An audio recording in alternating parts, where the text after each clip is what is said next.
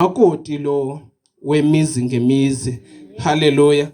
Uba bekuthiwa ndifumene ixesha ke lokokuba ndithethe, bendizayithetha into ethi abadiniweyo bayaphumla.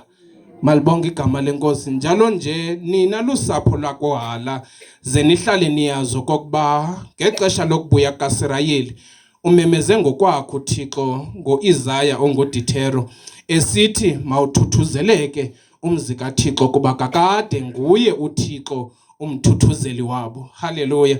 Benzawushiya lo mazwi umama noko besemdala njalo nje ebesediniwe kwanyanzeleka ke okokuba aphunyuzwe. Therefore nina mzuhala nabo bonke abasondele enxebeni yazini okokuba nguThixo umthuthuzeli wenu.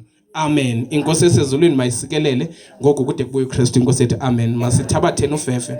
uThixo nako kusigcina ebukhoneni bakhe singenalo ichaphaza legazi nesono.